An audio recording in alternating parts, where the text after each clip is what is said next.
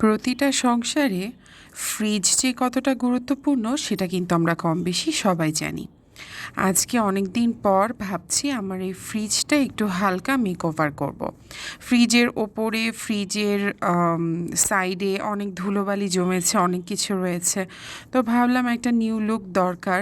ফ্রিজেরও তো হচ্ছে প্রাণ না থাকুক, বাট ফ্রিজ তো একটু দেখতে সুন্দর লাগতেই পারে, তাই না বলুন? আজকে ওটাই করলাম। প্রথমে হচ্ছে আমি ভাবলাম যে আজকে ক্লিনার দিয়ে অনেক দিন পর ফ্রিজটা ক্লিন করব। অ্যাকচুয়ালি আমার এই ফ্রিজটা হচ্ছে হিটাচির গ্লাস ডোরের ফ্রিজ। তো এই ফ্রিজটা আসলে যেহেতু অনেক কিছু সাজানোর ইচ্ছা থাকে বাট চাইলেও পারি না, এখনকার সময় গ্লাস ডোরের কারণে অনেক কিছু হয়ে ওঠে না।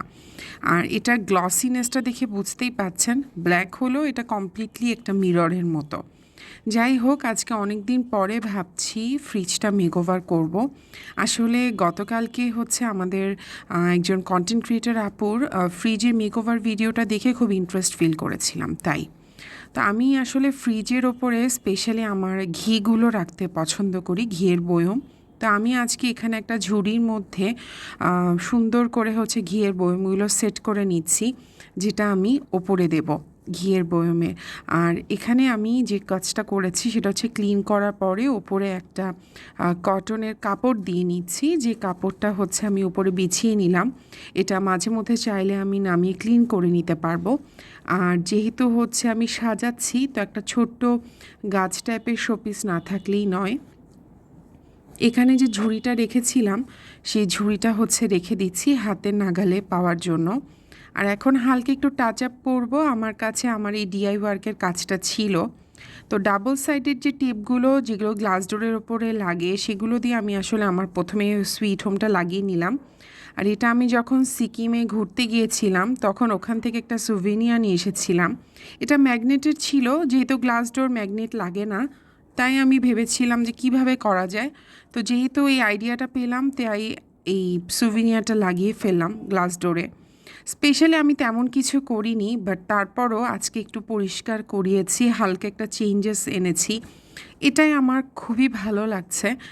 কেন জানি হচ্ছে ফ্রিজটা দেখতে আমার কাছে খুবই আকর্ষণীয় লাগছে, একদম মনে হচ্ছে নতুনের মতো। ফ্রিজটা 2 বছর আগে কিনেছিলাম, কিন্তু আজকে মনে হচ্ছে যেন আজকেই নতুন আবার কিনে নিয়ে আসলাম।